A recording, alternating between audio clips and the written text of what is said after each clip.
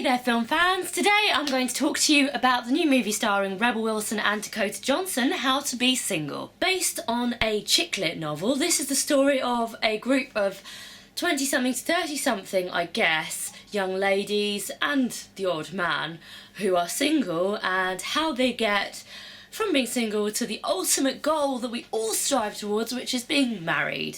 Because there doesn't seem to really be a middle ground in this. You either tie someone down for life to love you forever, or you party it up and are single, or you're just really bloody miserable. Definitely treated as a problem to be solved. The film follows each of these characters separately and then shows how their lives intertwine, although two of them are sisters, so really they intertwine quite early in that case. The main character is played by Dakota Johnson, who it appears is going to make a career out of slightly pants relationship movies. And her character starts off in a relationship with a seemingly nice guy, but decides she wants to try being single for a bit, so they split up, and she soon realises that perhaps that wasn't the best choice. Not really got that much sympathy with anyone who thinks, do you know what? This guy's lovely, I'm really happy with him, got a great life together, but I just need to try shagging some other people. But don't worry, it's okay, because it turns out, big spoiler, he's not that nice anyway. Aside from the fact that this lead character is a complete cliche American kind of Amelie crossed with Breakfast at Tiffany's hybrid rom-com kind of character that I just don't think people are that drippy in real life or bland, or like occasionally something happened that was interesting but mostly quite a dull character.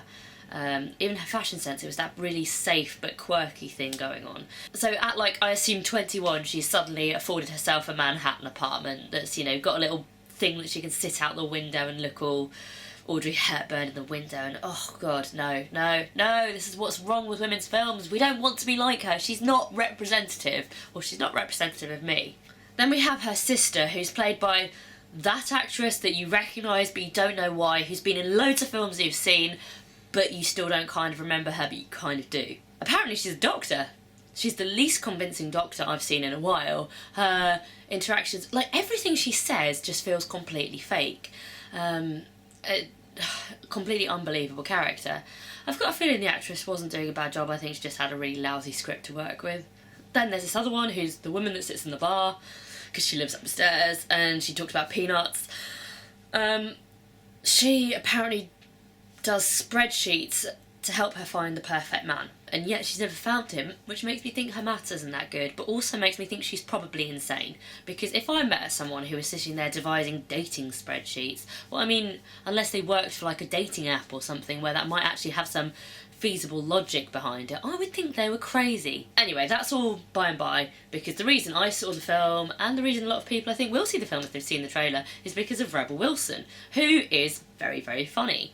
Her character is called Robin, which is a whole 3 letters away from Rebel, and her character is her, in the same way that a lot of movies like to use Russell Brand, where they just let them be themselves. I'm pretty sure there was a line, some type of sex Gandalf line, where I was like, that was definitely not in the script. I'm pretty sure they just said, improv it, mate. You're funny, just do it. Which is cool. The problem I have with her is that she's so funny that she just shows up everything around it. So you've got these great bits with this character. She's not even a character really, she's very one-dimensional, she's just funny, that's her thing. It's just a comedian walking and doing comedy basically in the middle of a relatively rubbish rom-com. I think there's a moment where you're meant to see her vulnerable side, but it's so confusing and misplaced that it didn't make any sense to me anyway. There is this frustrating thing with her where she's clearly very engaging, people love her, and yet she gets in these quite bad movies, except for Pitch Perfect.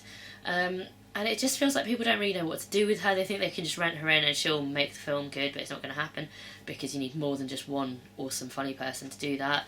But I feel like there must be some Hollywood thing where she can't be the lead girl.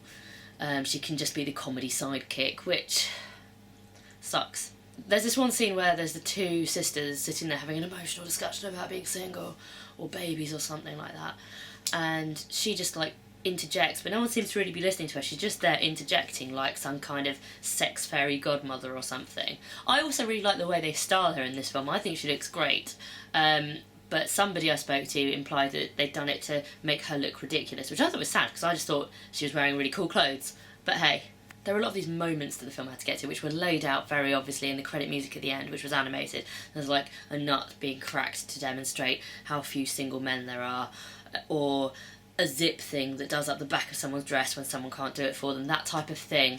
Were these kind of little cutesy moments that felt a bit over-egged to me. Don't get me wrong, I did laugh occasionally. Like, the lead character, played by Dakota Johnson, does get the odd funny bit.